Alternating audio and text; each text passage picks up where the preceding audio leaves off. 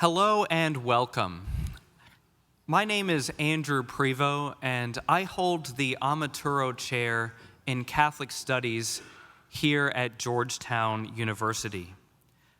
And I will be the moderator for this afternoon's panel focusing on the topic Current Catholic-Jewish Dialogue, Promise, and Impediments. Before we begin, I want to remind everyone of Georgetown's policy that all of the speakers have a right to speak, so please do not be disruptive, and there will be a period of time at the end for questions and discussion. And I'll ask that when you do come up to ask a question, there will be a microphone in the center aisle. Please pose your question in the form of a question. Make it concise, and please only one question per questioner. Now it is my great honor and privilege to introduce our distinguished guests on this panel. So in kind of the middle, if you could just sort of raise your hand maybe when I announce you, Ruth Langer is Professor of Jewish Studies in the Theology Department at Boston College and Associate Director of its Center for Christian Jewish Learning. She is also a personal friend and former colleague of mine. She received her PhD in Jewish liturgy in 1994 and her rabbinic ordination in 1986 from Hebrew Union College, Jewish Institute of Religion in Cincinnati, Ohio. Her scholarship addresses the development of Jewish liturgy and ritual from antiquity to the present, as well as Jewish-Christian relations. Among other recent books is one called Enabling Dialogue About the Land, a resource book for Jews and Christians, which she co-edited in 2020. Next up, we have Matthew Tapey. He is Associate Professor of Theology and Director of the Center for Catholic Jewish Studies at St. Leo University in St. Leo, Florida. He teaches and does research on the thought of St. Thomas Aquinas, Judaism and Christian theology, and Catholic-Jewish relations. He is co-editor, along with Alan Brill and Matthew Levering, of a volume called The Challenge of Catholic-Jewish Theological Dialogue from 2025. He is also the author of a monograph called The Mortara Case and Thomas Aquinas' Defense of Jewish Parental Authority, also from this year. Next, we have Mayan Reve, and she is a Humboldt Fellow at the University of Frankfurt and the Academic Director of the Haifa Laboratory for Religious Studies at the University of Haifa. She completed her doctorate at the Hebrew University, where her research explored the complex relationship between Christian theology and the Israeli-Palestinian conflict. Her research focuses on religious leadership, peace building, and interreligious dialogue. She explores the role of religious leaders in fostering understanding and resolving conflicts in diverse communities. And she also studies the development of political theology. And finally, on our panel, we have Reverend Dennis McManus. He is professor of theology at St. Patrick's Seminary in Menlo Park, California. Since 2009, he has served as delegate for Jewish affairs for the United States Conference of Catholic Bishops. From 2012 to 2021, he was visiting professor and associate director of the Center for Jewish Civilization here at Georgetown, where he remains a senior research fellow in the Office of the President. He has written widely on the intersection of Catholic liturgy and Judaism, highlighting the unfinished business of the implementation of Nostra, Aetate, and the Roman Rite. With the Olga Lengel Institute for Holocaust Studies and Human Rights and the Anti-Defamation League, he pioneered teacher education programs in Catholic schools on Judaism, the Holocaust, and Catholic-Jewish relations. Thank you all so much for sharing your wisdom with us this afternoon. I will begin by asking each of you to make a short opening statement of about 3 to 5 minutes. You're welcome to do that sitting where you are, or if you prefer, you can come up to the microphone to make your statement. Either is fine. Addressing the promise and impediments of Catholic-Jewish dialogue 60 years after Nostra Aetate. Then we'll have about 25 minutes or so, God willing, for follow-up questions and conversation among the panelists, followed by 15 or 20 minutes or so of Q&A from the audience. So, Professor Langer, I'll invite you to start.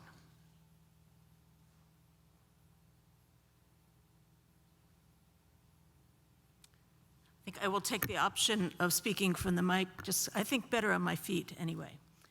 So thank you so much to Noah Marins and John Borelli for the invitation. It's lovely to be back at Georgetown, and however briefly I'm able to be here. The mandate of our panel is to speak to our moment, to its promises and its impediments.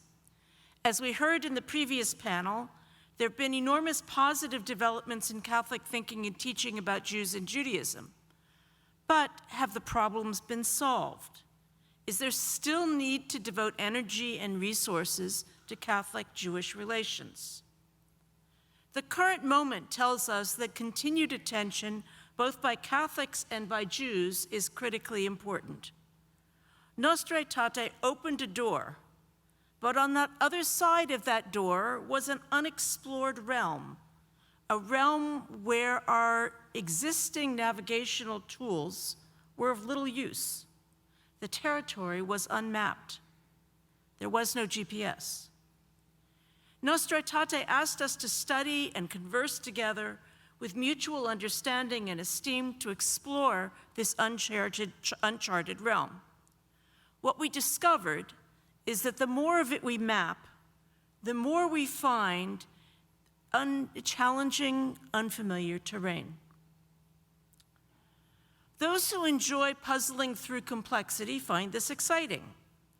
There are circles of professor types, Jews, Catholics, members of other churches, who are in regular dialogue, collaboratively exploring, sharing their differing perspectives on their findings. Just to name 2 post-Nostra Aetate dialogic research projects that were seeking new paths.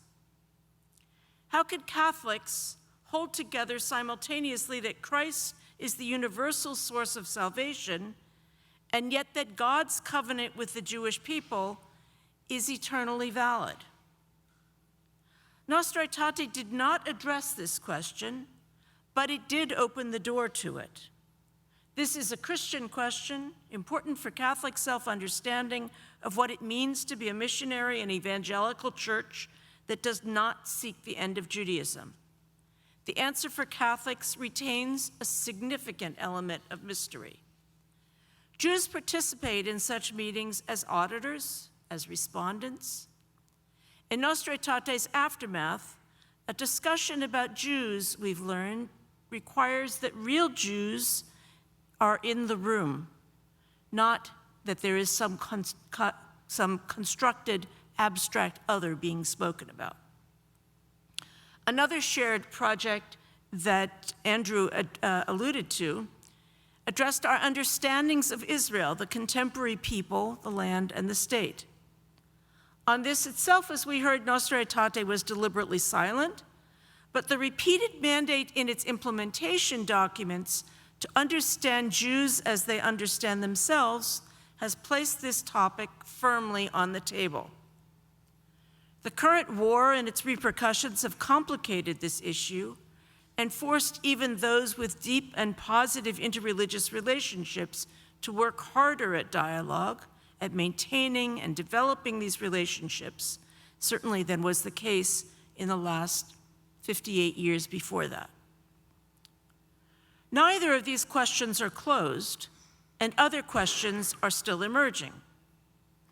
The current moment has taught us that Nostra Aetate's decrying all manifestations of anti-Semitism has not been sufficient to quell this ancient hatred.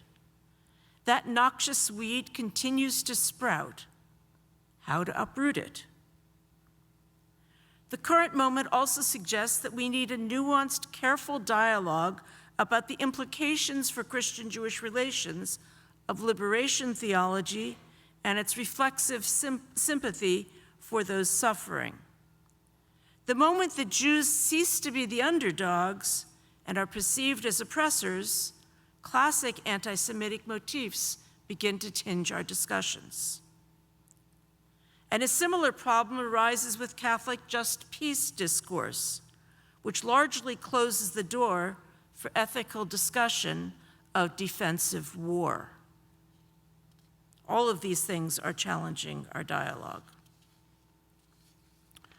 We've also learned that we need to pay more attention to bringing our communities along on our journey.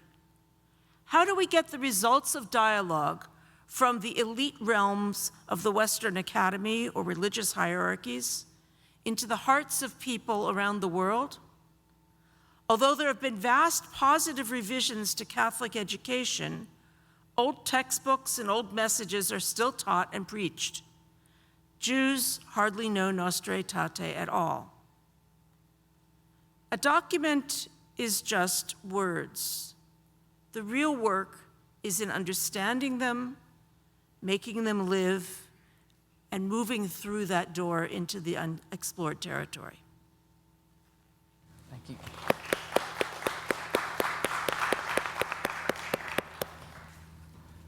Thank you, Professor Langer. Professor Tapie, would you like to go next? Sure. Thank you.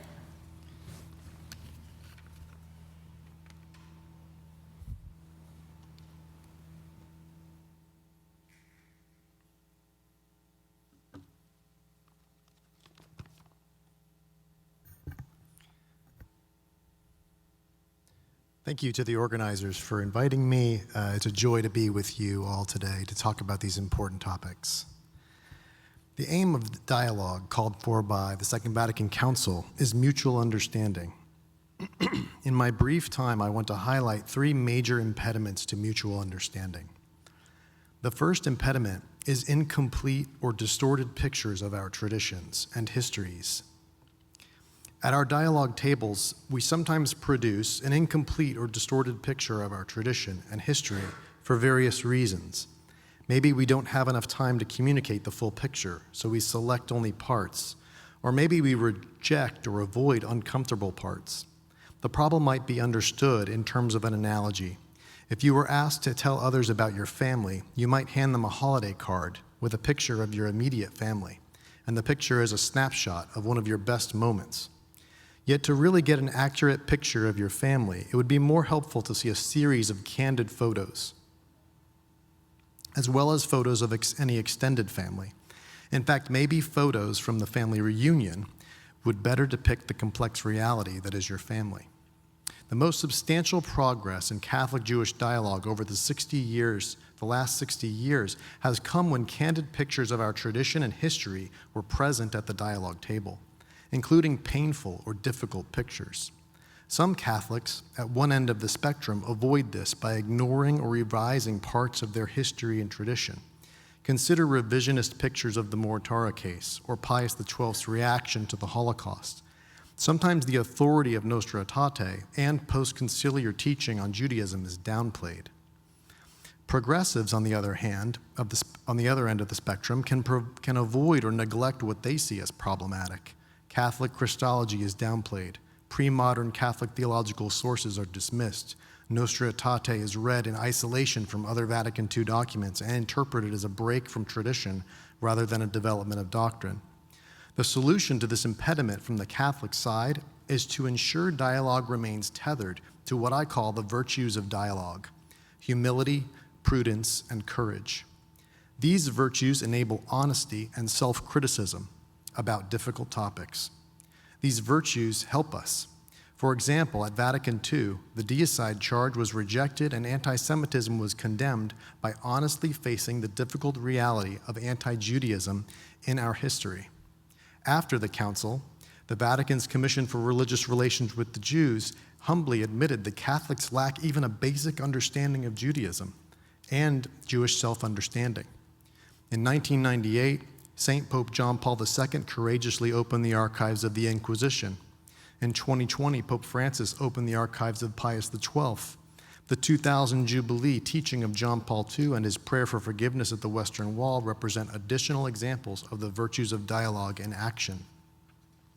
A second impediment is caused by not correcting the first. If honest mutual understanding is not the goal of our dialogue, then it can easily be instrumentalized for other purposes, including political reasons, as some have argued. The instrumentalization of our relations undermines dialogue since the endeavor is viewed skeptically. The accusation that Catholic-Jewish relations is a political project is as old as Vatican II, as John Borelli had commented earlier.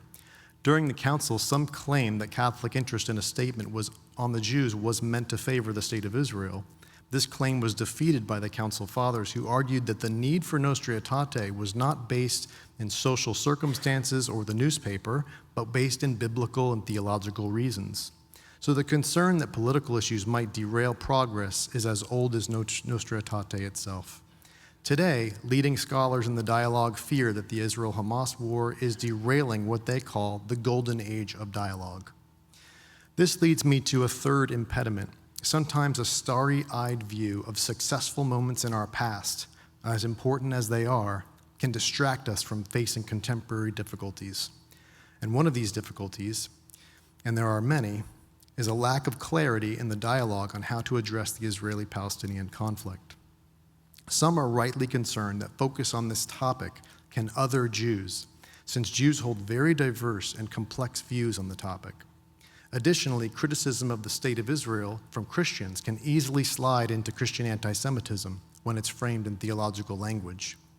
Catholics should avoid these missteps, but they must nevertheless face the topic because of four Catholic values, each of which must be balanced.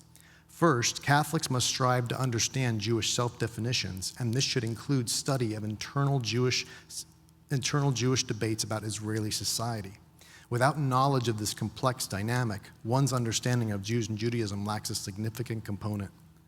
Second, the right of Jews to live safely in society is an ancient Catholic value.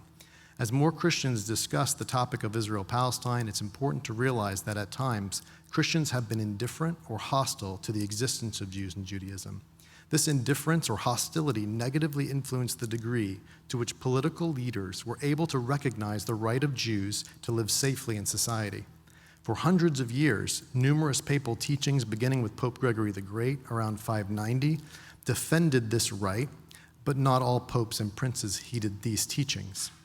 These ancient sources help reinforce Nostra Aetate's condemnation of anti-Semitism, which is very important in the face of anti-Semitic violence that's rising. Moreover, since the flourishing of the State of Israel in justice and peace is essential for the future of Jewish life and culture, the political condition of the state concerns Catholics as well. This Catholic concern is also expressed in the 1993 Fundamental Agreement between the Holy See and the State of Israel, which recognized the state's sovereignty in accord with natural law. Third value. These first two values must be balanced with this third. Throughout the Israeli-Palestinian conflict, numerous papal statements have affirmed the Palestinian people's right to self-determination, their unique connection to the land, and the fact that many of them remain refugees. Additionally, the Vatican affirmed the Palestinian state in its 2015 Comprehensive Agreement, but keep in mind that diplomatic recognition of these states does not mean affirmation of any ideologies in them. Additionally, Palestinian Catholics who live in the Holy Land are dear to the Church. They live in the land where Jesus lived. Finally, and fourth, Catholics are taught to view social topics through the lens of Catholic social teaching, which can help Catholics avoid extremist positions. According to Catholic social teaching, there is never any justification for terrorism, and forcibly transferring a people from their land and homes is always unacceptable. There are other impediments in the dialogue as well, but the promise of our dialogue is found precisely in the difficulties. When we cultivate virtuous dialogue about difficult topics with the aim of enhancing each other's mutual understanding. Thank you.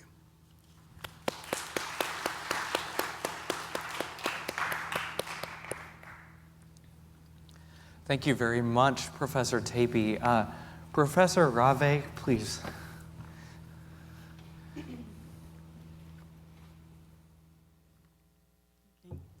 First of all, it is really nice to be upgraded to a professor. Thank you. And thank you, John and Rabbi Marans, for inviting me.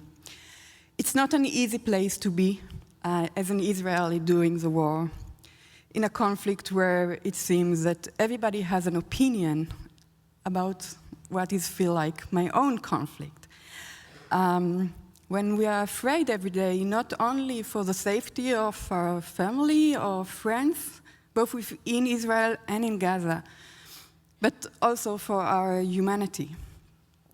And this is why I want to talk to you about Nostra Aetate from in the Holy Land, and to tell you a little bit about the way interreligious dialogue, Jewish-Christian or Jewish-Catholic dialogue, has been done in the last 10 years. And I want to start by saying that during the last 10 years, I was working on studying Palestinian liberation theology. And in order to understand that better, I was trying to understand the concept of contextual theology and political liberation theology.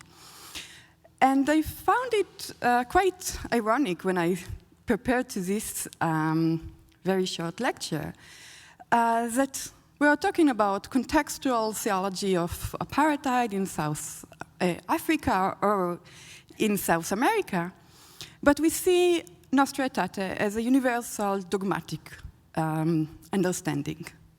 So I want to give you the context from the Israeli-Palestinian conflict. Because when I come to try and facilitate a dialogue between Jews and Christians, Palestinian Christian, Arab Christian, or Christianity in general in the Middle East, the first thing we'll do is to take Nostra Aetate and respectfully put it aside. Because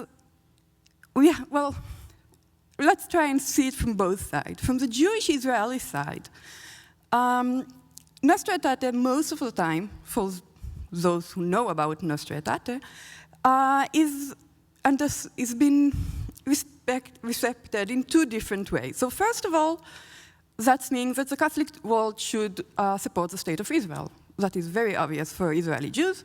And the second thing, and sometimes in the same time, it's that it's a little bit threatened, Nostra Aetate. The embrace of the Catholic world, of Judaism, where not all of us sure we want to be part of the history of salvation in the Catholic world, or to understand that the Catholic world is a fulfillment of Judaism. And one of the things that I heard again and again during the war, but much earlier, was we expected more from you. And this is part of this embracement of Judaism in Nostra Aetate, which is very problematic, because I would like you to expect more from the state of Israel because we expect more from humanity, not because we expect more from Jews. But from the Christian Palestinian side, which I'm a little bit sorry that I need to speak in behalf of, Nostra Aetate is very problematic. It's a very contextual understanding of Jewish-Christian relation in years of, hundreds of years in Europe. But when you come to churches in the Middle East and you bring Nostra Aetate into the conversation, you put upon them the weight of this history, which is not their own. We have lived together in the Middle East, Jews, Christians, and Muslims, for years, and we are not able to have a dialogue with the weight of the Holocaust upon us. And I'm not sure that we need to. And what's happening again and again in this kind of Jewish-Christian dialogue in the context of the Israeli-Palestinian conflict is that it creates this kind of triangle. So we have Israeli Jews on one side, and we have Palestinian Christian in the other side, and on top we have Western Christianity. But in this conversation, in this triangle dialogue, we are not speaking to each other, the Jews and the Palestinian Christian. The Jewish side will talk about anti-Semitism and post-Holocaust to the Western Christian world, to the Catholic Church, and the Palestinian Christian side will talk about human rights, divine justice, liberation theology, or any kind of post-colonial theologies. And we are fighting for the attention of the Catholic world. So you'll decide who is right and who was there first.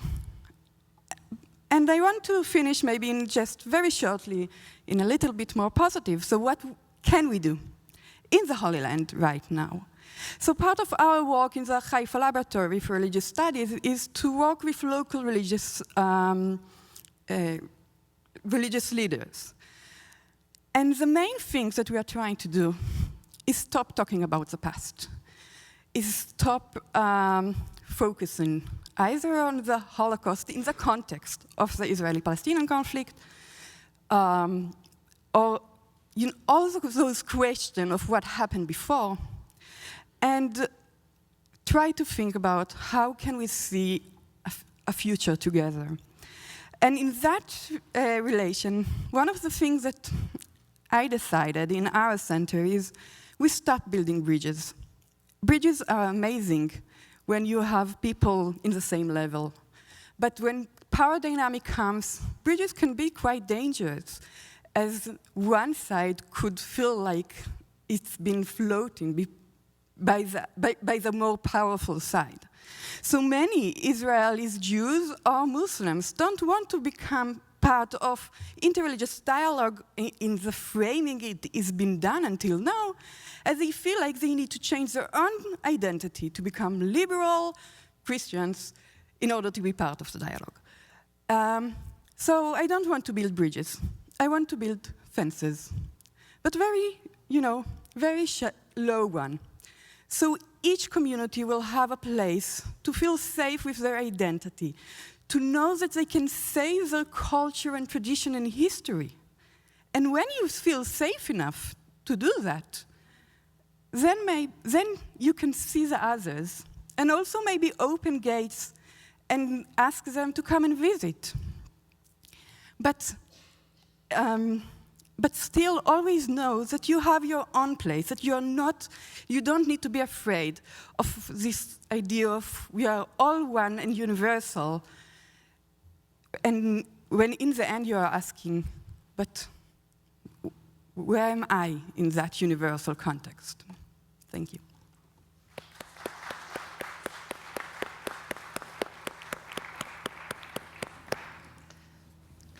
Thank you very much. I suppose I called you professor, but you said that was an upgrade, so perhaps that's not accurate. How shall I refer to you? I think that Mayan will be fine. Mayan, okay, perfectly fine with me. Thank you so much for your remarks. Reverend Dennis McManus, please. Thank you. And thank you to the AJC and Rabbi Noam Mehrens and Dr. Berkley and Georgetown for pulling us all together. It is wonderful to see old friends and new come together for a 60th anniversary, but to look at what? That's my question.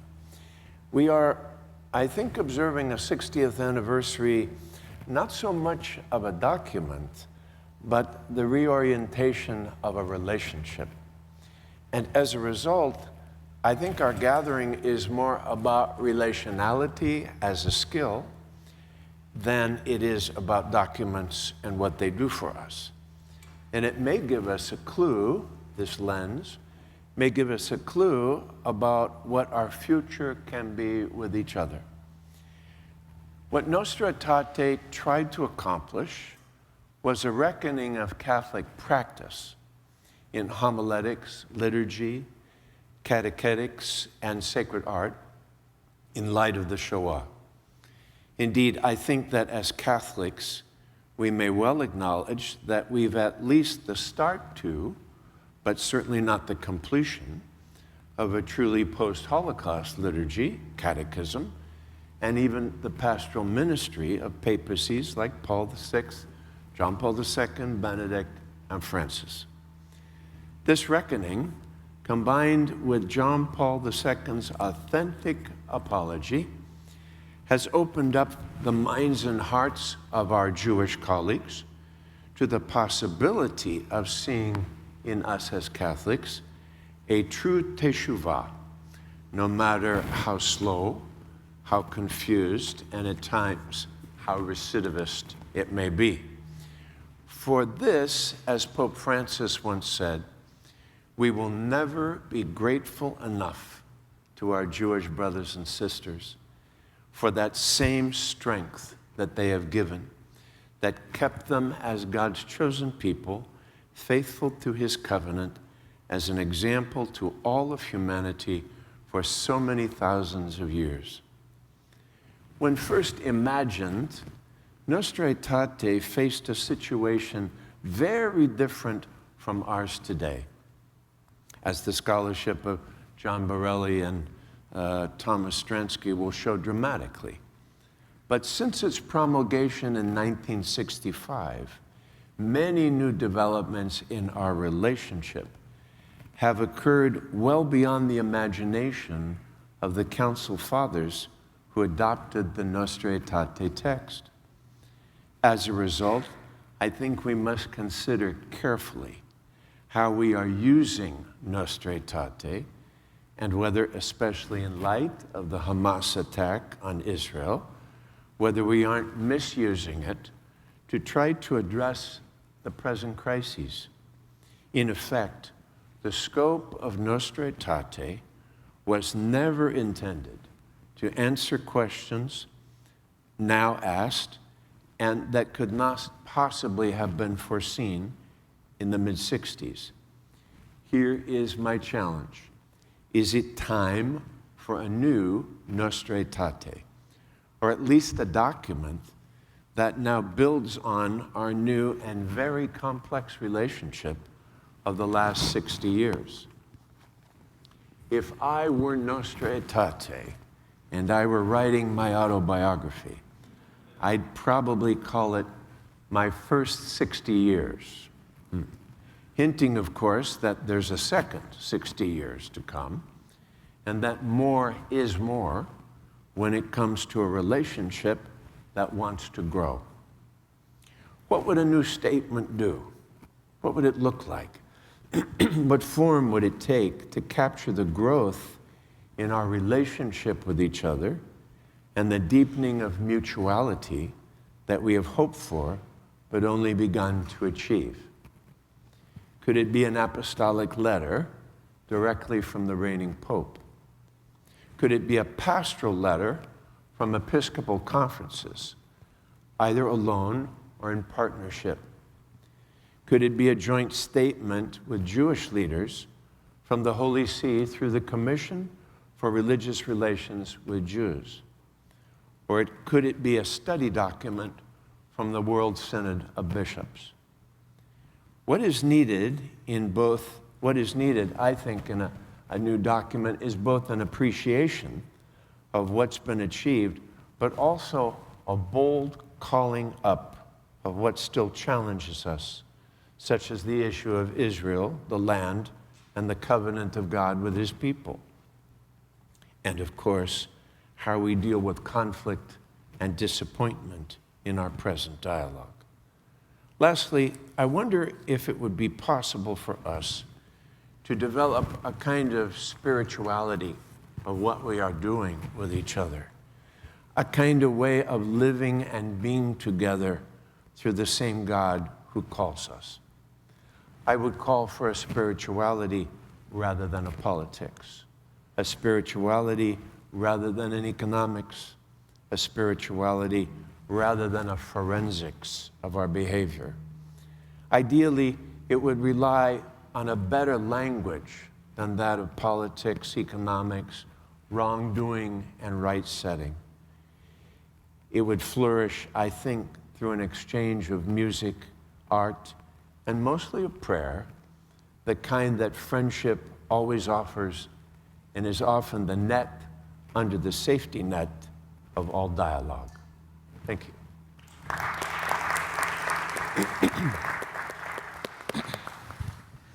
Thank you all for such complex and rich and thoughtful commentary. I'm mindful of the fact that all four panelists have mentioned or alluded to in various ways the violence that has taken place since October 7th, that has affected so many people so deeply, and that is just an inevitable fact of our current context for continuing the legacy of Nostra Aetate. And what I would like to ask the panel, because I know we have students in the room, we have people who are interested in this, you know, is there one piece of advice that you would give to a young person who's thinking about Jewish-Catholic dialogue in this context that you all have named? What, you know, if you could kind of boil that down, what is the thing that they need to know in order to do this the right way? And anyone can start. Yes. Be a friend and find a friend, because the dialogue that is going on right now, the dialogue that goes through tough times, is a dialogue that's based on on personal relationships of respect with other individuals, that one knows that one can be open and trusting in that personal relationship, speak from the heart and listen from the heart, because dialogue obviously goes both ways, or it's not dialogue, it's a monologue. So that personal relationship is what, for me right now, holds dialogue together. I care about this person. I disagree deeply with this person, but I care about him or her. And so therefore, we need to work this through. We need to talk this through. Thank you. I think that one of the main things that are challenge for dialogue is that people don't know well enough their own tradition. And I think that the first thing that when you want to come into the dialogue table is go back home, go back to your community, and learn about the way we understand the other, learn about your history, until you feel that that your identity is structured enough when you meet the other. Because those places, when we are not so familiar with our own identity and then we go and meet the other, I think they are very dangerous, because those places, those liminal places, many times create this reaction of anti against the other. Thank you. I think one of the most important things to tell young people today is to encourage them to enter into the space of the other and immerse themselves in the self-identity and the self-descriptions of the other. Our Center for Catholic Jewish Studies in Florida encourages a visit to a church, a visit to a synagogue program, where we actually invite some of our St. Leo students to visit a synagogue and immerse themselves in the experience of what it would be like to be in worship in a place like this. And the language that you pick up and learn when you're in a situation like that, I think is really interesting. We encourage our students to do this on a regular basis, and I think that would be a way for at least the Catholic side to carry out the instructions of the Second Vatican Council through the Commission for Religious Relations with Jews that says to seek to understand Jewish self-identity. I think this would be essential, and that's what I would encourage my students to do. But then I'd also tell them to apply this same set of empathetic approach to getting to know other members in other communities as well. Anything to add? Yeah, I would add that I've always thought there was a missing element in the original impetus for dialogue from the Catholic Church. And I remember speaking to a rabbi at some length about what this dialogue means. And he said, I have to get over your arrogance. For 2,000 years, you treated us and spoke to us as if we were nothing. Now you come championing out of your tent and say, you should be privileged and grateful. We are ready to speak to you. He said, what nonsense is that? Where do we find, he asked, where do we find a moment between us, a place between us? And that the missing piece is mutuality. Where do we go back to find something, a place of departure, even a place of meeting for both of us? Rather than the narcissistic claim or triumphalistic claim of a dialogue of the church to the world and now the world should listen, how if we approached this differently? How if we came to our dialogue partners and asked, do you wish dialogue? How may we dialogue? What is that for us together? And allow that to emerge in a mutual way might be a better way. Thank you. I'm picking up on, but correct me if I'm wrong, maybe some tension in the panel about whether our first priority should be self-knowledge or should be building relationship with another. I heard Maya and you emphasizing kind of fences rather than bridges, but it's a sort of fence that allows for communication. And yet I'm also hearing a strong sense that what's more important than documents is actual interpersonal connection with other people and kind of entering into the life and experiences of one another with humility. Could we reflect a little bit more on this? What is the right balance between self-focus and other focus in this type of work? I wanted to speak to that because there was I don't know for certain that they're still doing it. I suspect they are.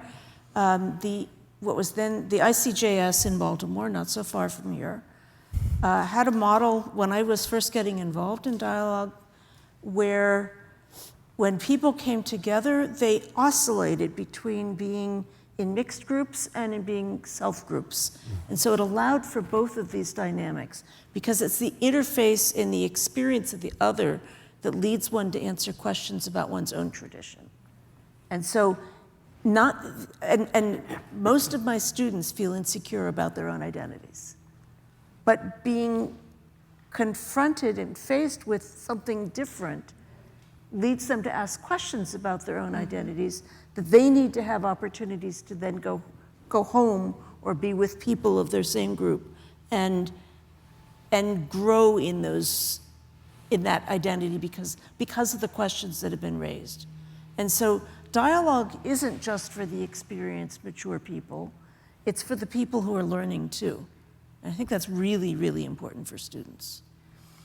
And I think that we need to ask ourselves, or at least I ask myself every day in our work, what is dialogue?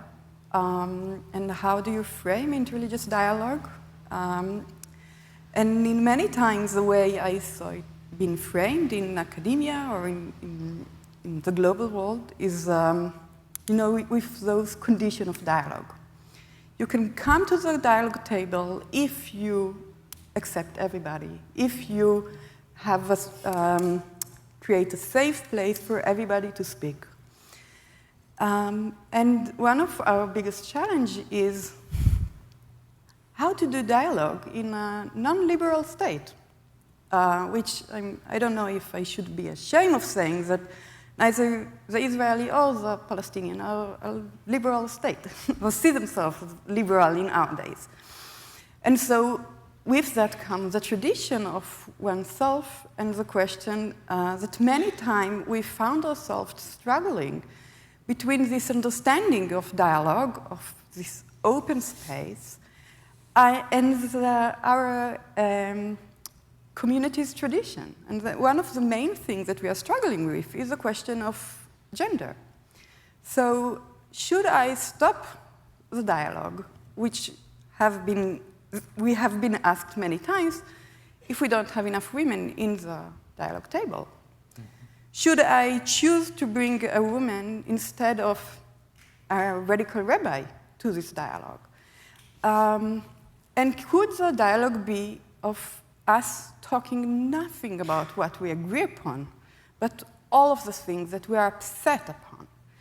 And in a way, I think that one of the things I found very helpful is less talking about contact theory and more talking about basic human needs theory. The first thing that in a very political context I know, the first thing that we need is to put on the table basic human needs. And basic human needs, it's not only to have enough food or to have security. Basic human needs is also to have dignity, to have a place where you feel respected. And this is also a question. Basic human needs also mean to have a place for yourself or state. So, and maybe I should say it really is different. And I hear you all talking about Jewish communities in the world and the situation in Israel. But in this very political context, I think that we have to talk about the most difficult stuff. Open all the wounds and then look forward to something new, to a better future.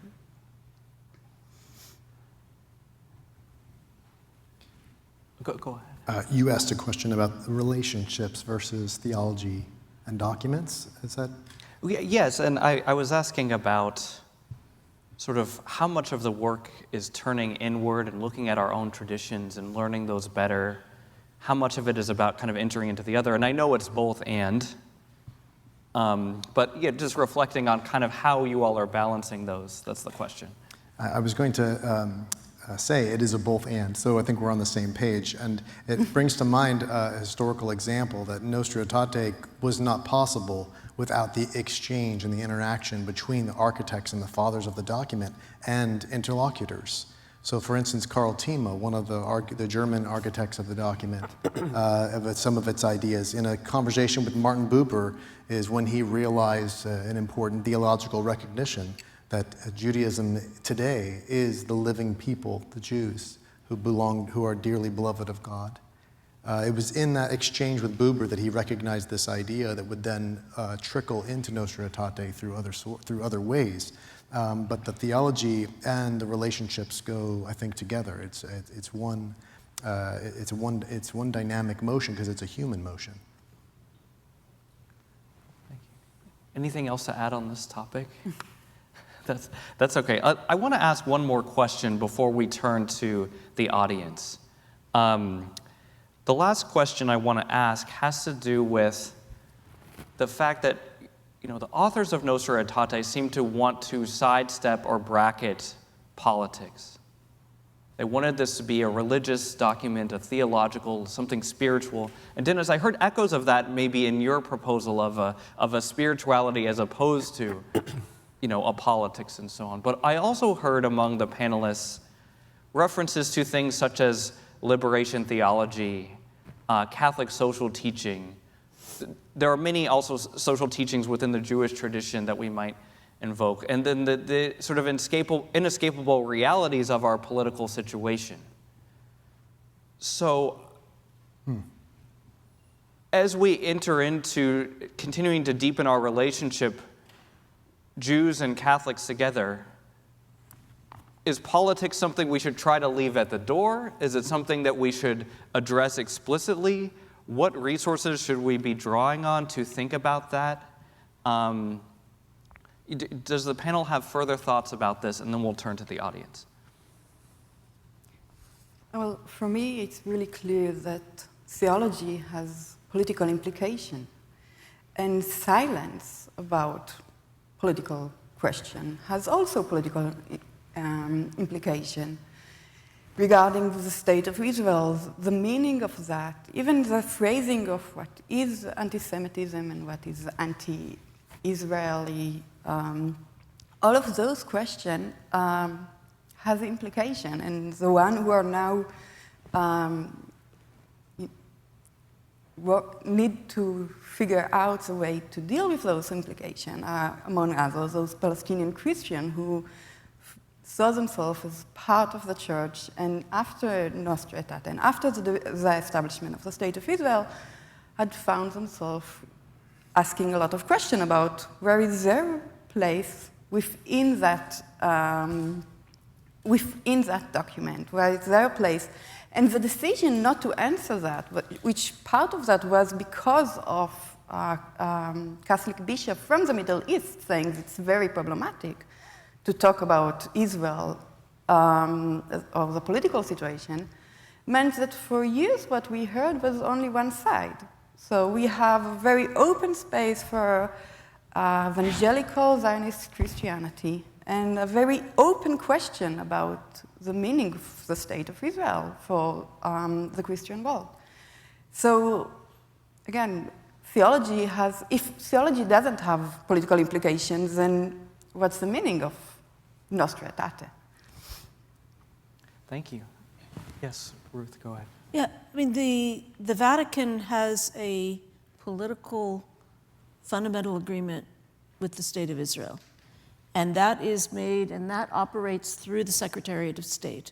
So it operates as a political entity. And then we have dealing with Jews and Judaism, which is happening through the religious, more theological side.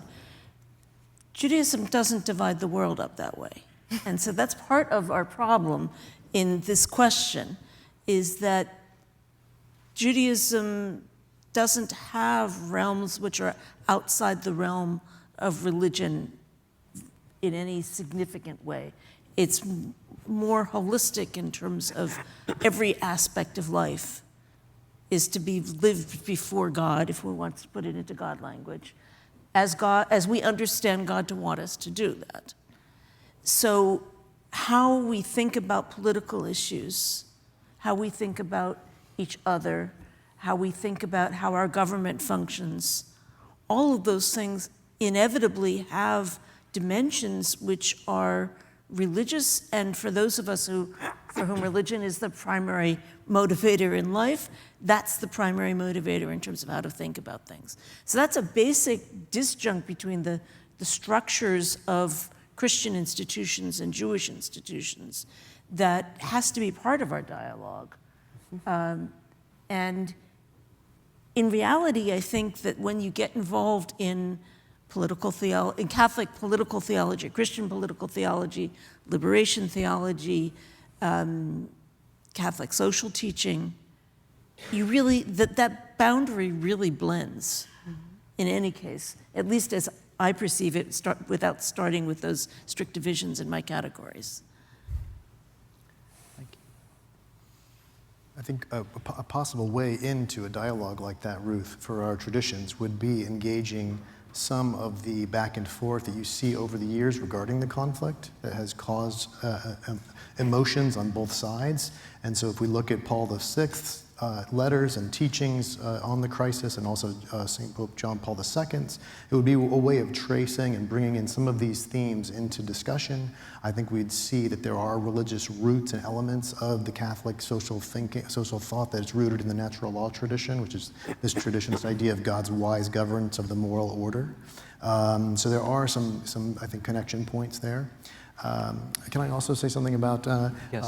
Father Dennis, you talked about a spirituality for Catholic Jewish relations, and I think one way that Catholics can begin to cultivate a spirituality toward Nostra Aetate is to think about the mysteries of the Rosary. On Mondays and Saturdays, Catholics pray certain mysteries, and one of those mysteries are the biblically based mysteries of Jesus being found in the temple. And when he's found in the temple, he's found in the temple by his parents, who are find him sitting at the Gospel of Luke says that Jesus is sitting asking questions, and he's listening to those in the temple, the teachers. And I find it remarkable that a Catholic prayer would focus us so carefully and closely on this moment in Jesus' life every Monday and every Saturday. What would it be like if we had Catholics who slowly and deliberately continued to imagine their own spiritual life as a life that imitates Christ, Jesus, the one who sat at the feet of rabbis and who asked questions and listened. So there is a way, I think, that the Rosary can actually open up to that direction for Catholics. You know, that you're onto something, I think, Professor, and it goes to the lack of consistent and thorough reform on the Catholic side in terms of liturgical and other things. The Judaism of Jesus and the way in which he innovates inside of Jewish practice is built in to a Catholic appreciation of things. And yet, I don't find that that training is given to priests. I don't find that the liturgy finished itself. I don't find that under Paul VI or even under Benedict, this was taken seriously. And there's a lot of work yet to be done, but it opens a very fine door for us, doesn't it, to be able to pursue just what you're saying. It would be a very good door for that spirituality to kind of find itself. Thank you, Father Dennis. And I don't mean to suggest either that there should be this internal reflection on Judaism as a New Testament phenomenon, because I think in the same way that we would look inward at this internal spiritual sort of connection, as John Paul II advised us, we should also look out and external and recognize, as Mayan was talking about, the fences and the differences. And so we have to recognize the respect and the difference that is owed to the Jewish community as Jews in Judaism, and not as something that is the same thing as my internal Catholic spirit or something. So I think there has to be a respect for the internal connections, but also a respect for the external difference. Thank you all very much. I've been peppering you with questions, but I would love to know what the audience is thinking about. So at this time, we have about 15 or 20 minutes. Please come use the central microphone. Please, again, be concise, ask a question, one question, and be respectful. Good afternoon. My question is for Mayan and picking up on this theme of fences and bridges. And I appreciated the tension of between universality and particularity. So thank you for bringing that up. I think that so much of our inclination towards bridges is being mindful of the gap, understanding that there is a gap between us, and therefore the bridge is to create that way over the gap. Using a fence image takes away a gap because you have the common ground to be able to build the fence on. So I wanted to invite a reflection on what is the gap between us? Is there a gap between us? And how can we build a fence, as you describe it, if there is a gap between us that we need to somehow address? Thank you. Thank you for this question. Yeah, I don't see the gaps. For me, religion, tradition, faith is a very basic human thing. And so we each have our own understanding of our relation to God or to our people, to our community. Many times I think that we have more gaps between seculars and religious within Israel than Jews with Catholic. And so, no, I really, in my vision, don't see the gaps. I see the problem with not recognizing the fences.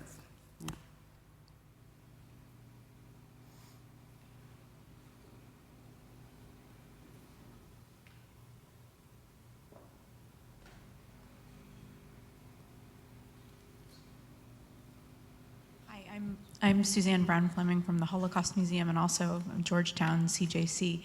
I heard in all of your remarks talking about something of a, I don't know if to call it a rupture or a disturbance in what has been an continuing positive relationship between Christians and Jews, and this is causing a pretty serious disturbance or even rupture. Is it fixable, and how?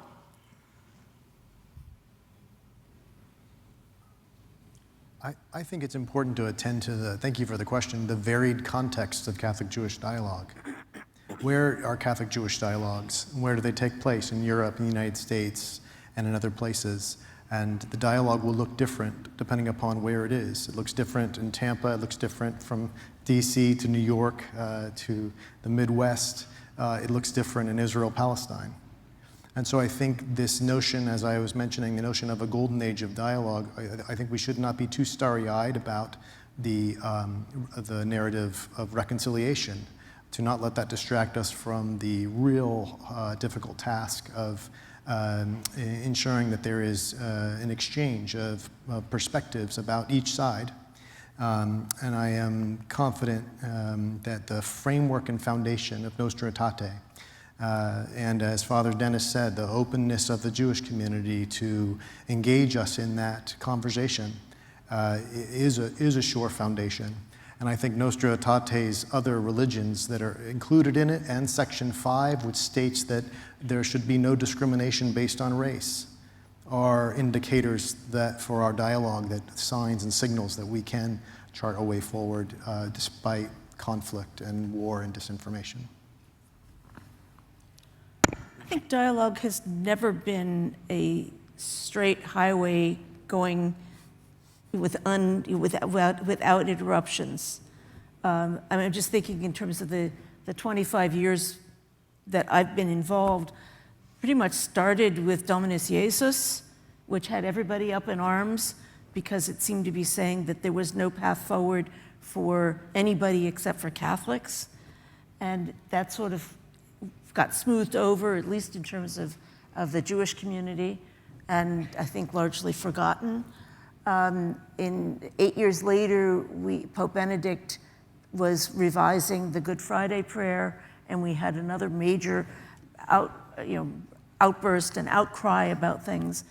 But we worked through these things. We had the relationships, we talked through them.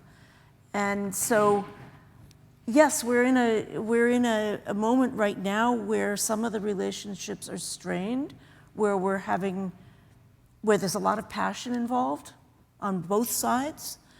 But where we have relationships, we're listening to each other, and we're trying to maintain the relationships, and we're trying to find ways that we can talk through these difficulties. So if we really are going to deal with difficult topics, there are going to be times when we're disagreeing, and we may be passionately disagreeing. But when we have the relationship, that's when we have the strength to be able to talk through these difficult topics, to learn from each other, and to find the way through. At the moment, we're at a place where the relationships seem to be fraying. But if we take a long view, that doesn't necessarily mean that they're going to stay frayed, and then we're not going to learn from this experience. I was thinking that when you speak about fixing something, it's like it was working before. And I really like Father Dennis saying that you have the first 60 years, and now we'll have the next 60 years. But I don't think ever that Jewish Catholic relation was, even in time of Nostra Aetate, was all set and ready and ideal. And in many ways, I think that Nostra Aetate, in a way, a little bit like the State of Israel, is a very fast sewing together this kind of relation without enough time to think about all of the problems. And so you think about a shirt that you try to tie together, but it looks like that. The State of Israel is the same way. We need to find a solution. Right now, we are after the Holocaust because of anti-Semitism. We'll solve the question later. Sometimes I wonder if the way to fix the relation is to reframe everything and try to build it anew with the right time and efforts of thinking about all the problem. But in the same time, it's not possible. We have reality always part of our life. And we cannot stay only in the intellectual or theological level. One of the things that gets in the way, I've always thought, especially for Catholics, when we're trying to understand dialogue and see a tradition or continuity, especially a doctrinal one, between papacies and liturgy and catechetics, is the expectation that we're going to have a monolithic construction. I don't think so. Paul VI would never have said the things that John Paul did, who would never have said what Francis did, who would never have repeated what Benedict, and so forth. Every pope has to be allowed room in his own ministry, for example, to expand and contract, to build, to try new initiatives. It's a treasury, kind of, because each of them has a new relationship with Judaism. John Paul's understanding was grounded in personal relationships in Poland. That's very different from Paul VI, very different from Benedict, for whom I think there were quite limited Jewish relations outside of the papacy. What I'm saying is this: we need room to allow, especially on the Catholic side, theologies, plural, relationships, plural, gifts and talents, plural. I'm thinking of what Rabbi Langer said. Paul VI would never have the imagination to have crossed over between politics and religion the way John Paul did. John Paul learned that skill by dealing with the communists and people and how to go through fences and all. There are gifts in different places, and we have to go with the gifts in front of us, but I think not hold each other to a single model. There'll be room for Catholics to grow in one direction at one point, Jews in another, and it's the harmony of things that makes it exciting.